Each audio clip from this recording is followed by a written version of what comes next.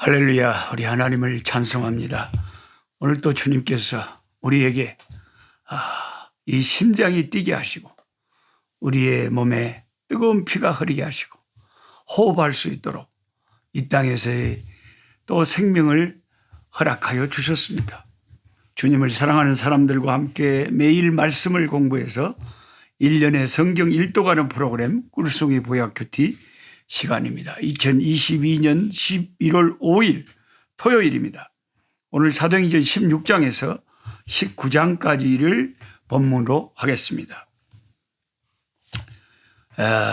많은 말씀을 우리가 이 사도행전에서 생생하게 우리가 보고 은혜 받고 도전 받고 감동을 받고 성령의 역사를 보게 됩니다만은 특별히 오늘은 사도행전 19장에 있는 두란노 서원에서의 바울의 사역에 대해서 한번 생각해 보려고 합니다. 이 사도행전 19장에는 힘든 복음의 그 어려운 장벽이 있었음에도 불구하고 그 어려운 장벽을 극복하고 믿음의 승리를 이룬 역사가 19장에 적혀 있습니다. 그것은 바로 사도 바울의 에베소 교회 개척 역사였습니다. 에베소는 이 도시는 로마 제국에 속한 소아시아 땅 중에서 가장 큰 도시로 세계 7대 불가사의 중 하나인 아데미 신전이 있었던 곳이고 정치, 종교, 무역의 요충지요 학문의 도시였다고 합니다. 그러다 보니 에베소는 로마의 여신 아데미를 숭배하고 도서관과 극장이 많았고 사람들이 다른 사람들과 비교해서 지적 수준이 굉장히 높은 그런 큰 도시였다고 합니다. 그러나 바울은 이 에베소에서 가장 모범적인 개척 역사를 경험합니다. 특히 두란노 서원에서 이룬 역사는 오늘날 제자 양성 사역에 있어서 가장 좋은 성경적 모델이 되고 있습니다. 사도행전 19장 8절을 보면 사도 바울은 3차 전도 여행 기간 중에 에베소에서 전도 사역을 할 때에 처음엔 유대인 회당에 들어가서 담대하게 말씀을 전파하는 장면이 나옵니다.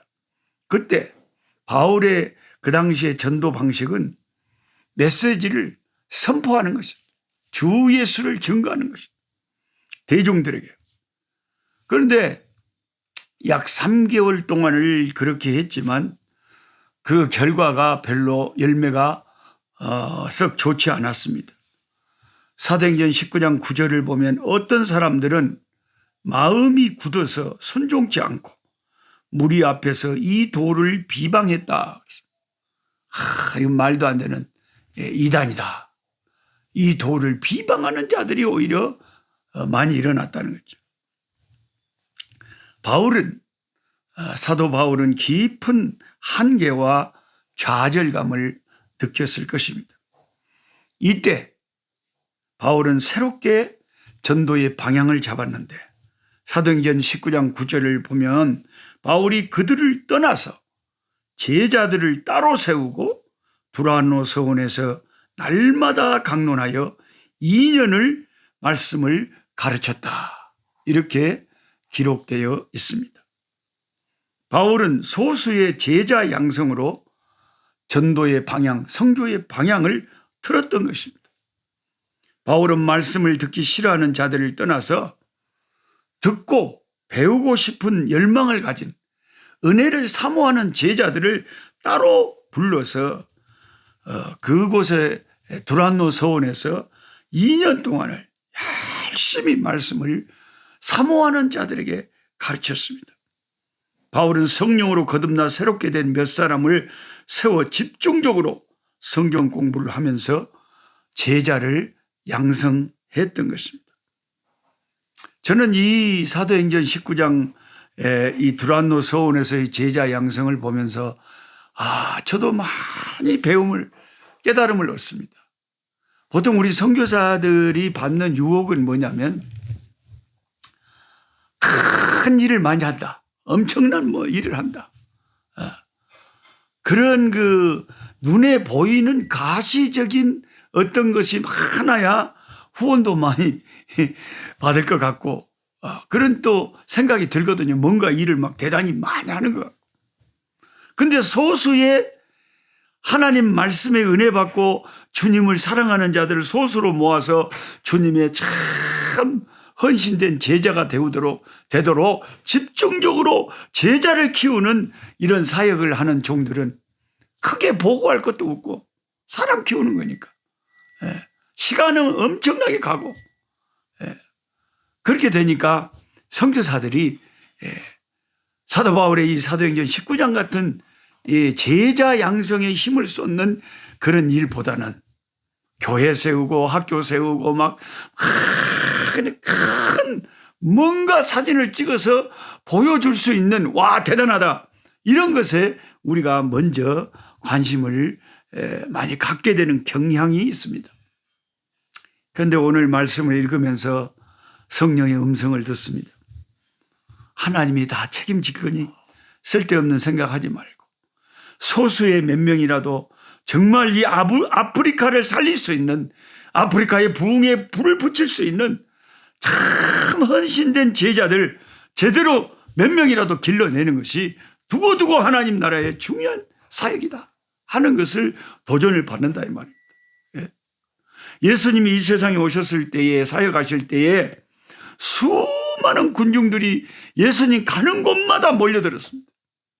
그런데 예수님은 따로 12명을 부르셔가지고 12명의 사도들을 집중적으로 제자를 삼아서 하나님 나라의 일을, 비전을 함께 나눌 때 그 12명의 사도들을 통해서 초대교회가 힘있게 복음이 전파되고 뻗어가고 왕성하게 교회가 일어날 수 있었던, 확실히 예수님께서 하시는 방법이 옳았던 것입니다. 12명의 사도들을 길러내신 것, 그들에게 사명을 이임하고 하늘로 올라가신 것. 예수님은 수많은 제자, 수많은 따르는 무리들보다 단 한 명의 제자를 기르시기를 원하셨습니다. 저도 이 말씀을 보면서 참 우리 선교지에서 사람들이 알아주지 않더라도, 눈에 보이는 가시적인 엄청난 무슨 일들이 없더라도 참 사람에게 집중하면서 소수의 헌신된 하나님의 사람들을 길러내는 제자 양성의 두란노 소원 사역 같은 사도 바울의 사역에 힘을 쏟아야 되겠구나, 그런 가르침을, 말씀을 통해서 다시 한번 받게 됩니다. 사도 바울은 2년 동안을 눈물을 흘리면서 두란노 서원에서 하나님의 말씀을 제자들에게 가르쳤습니다. 바울은 조급하지 않았고 인내하면서 포기하지 않고 말씀의 능력을 믿고 주야로 하나님의 말씀을 저들에게 눈물로 가르쳤습니다. 그렇게 제자들을 양성해 놓고 나니까 이제 무슨 일이 벌어졌습니까? 이 아시아에 사는 유대인이나 헬라인을 막론하고 다 주의 말씀을 듣는 역사가 일어났다. 아시아에 사는 자들이 다 주의 복음을 듣는 역사가 일어났다 하는 놀라운 말씀이 적혀 있습니다. 두란노에서 양성한 제자들이 아시아 곳곳을 나가서 교회를 개척했겠죠. 또한 에베소에 와서 말씀을 받고 은혜 받은 자들이 자기들 고향에 돌아가서 복음의 말씀을 전했겠죠. 지금 저희 집에 선교지에 잠시 방문하러 오신 우리 스승 목사님도 은퇴하시고 중국에 또 선교를 많이 가셨는데, 중국에 가서 한국에서 하나님이 평생을 통해서 12개의 교회를 개척하게 하시고 그 교회들이 잘 성장하게 하신 그런 간증을 그 중국에서 모인 그 처소교회, 그 작은 교회 그런 교역자들에게 간증하면서 도전을 줬다고 합니다. 너희들은 몇 교회나 교회를 평생 동안 개척하겠느냐 한번 적어봐라. 그래서 자기 이름 적고 몇 교회 개척하겠다 다 소원을 냈는데, 어떤 교역자는 50교회 개척하겠습니다. 어떤 교역자는 30교회 개척하겠습니다. 그렇게 다짐을 했다는 거. 얼마나 우리 스승 되시는 김재술 목사님의 그 개척교회 간증의 은혜를 받았는지 중국의 그 교역자들이 평생에 그렇게 많은 교회를 자기도 개척하겠다고 서원을 했다. 이 사도 바울의 제자들이 두란노 서원 출신 제자들이 소아시아 곳곳에 교회를 개척하기 시작합니다. 골로새 교회를 비롯해서 요한계시록에 나오는 소아시아의 7교회가 그래서 개척된 교회들이 아니겠습니까? 그리고 그 말씀이 전파되는 곳에 하나님의 희한한 기적의 역사들이 많이 일어났다고 합니다. 하나님께서는 바울의 손으로 희한한 능력을 행하게 하셨는데 희한한 일이란 사람의 이성으로 이해가 안 되고 신비스러운 초자연적인 기적의 역사가 일어났다는 걸 말합니다. 사람들이 바울이 쓰던 손수건을 가져다가 병든 자에게 얹고 그렇게 기도하면 그 병이 떠나가는 그런 일까지 벌어졌다는 것입니다. 한 번은 유대의 한 제사장 스게와의 7 아들들이 바울을 흉내내가지고 바울이 얼마나 그런 주님의 능력의 역사를 많이 나타냈으면 바울처럼 예수님의 이름을 부르면서 악기에게 명령을 합니다. 나가라고. 그러자 악기가 대답하기를 예수도 내가 알고 바울도 내가 알거니와 너는 뭐여? 하면서 오히려 그 2 사람에게 덤벼들었습니다. 그래서 저희는 귀신에게 쫓겨 벌거벗은 몸이 돼가지고 거기에서 도망쳤다는 기가 막힌 말씀이 성경에 적혀 있습니다. 그들은 진실한 하나님의 종들이 아니었고 그냥 예수님의 이름으로 귀신한테 한번 흉내를 내보다가 엄청난 된통을 당한 거죠. 저와 여러분이 신실한 종인지 아닌지는 귀신들도 안다. 사탄 마귀도 안다. 그래서 이런 말씀을 읽을 때 우리가 얼마나 도전이 됩니까?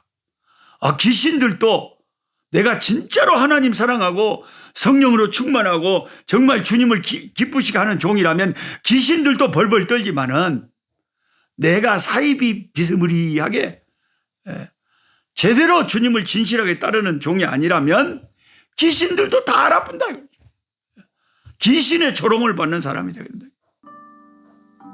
이런 말씀들을 볼 때에 저와 여러분이 오늘을 살면서도 신실한 주님의 종의 삶을 살아야 될 줄로 믿습니다. 기도하겠습니다. 하나님 아버지, 오늘 또 귀한 말씀, 사도행전의 놀라운 말씀을 있게 해 주셔서 감사합니다. 아버지 하나님, 귀신들이 그 스게와 7 아들들에게 말하기를 내가 예수도 알고 바울도 알지만 너희들은 누구냐 하면서 저들에게 덤벼들어서 그들의 옷을 벗기고 아버지 그들에게 엄청난 굴욕과 창피함을 당하게 했습니다. 우리가 겉으로 믿는 척 하면서도 신실하고 진실한 하나님의 백성들이 아니라면 귀신들도 바로 알아차릴 것입니다. 하나님 아버지, 진실하고 신실하고 하나님을 기쁘시게 하며 귀신이 벌벌 떠는 하나님의 참된 종들, 주의 백성들 되게 하여 주시옵소서. 예수님의 이름으로 기도하옵나이다. 아멘. 약한 자 힘주시고 강한 자 바르게 주한 자 정태함이 주님의 뜻이라. 해 아래 압박 있는 곳 주 거기 계셔서 그 팔로 막아 주시어 종이가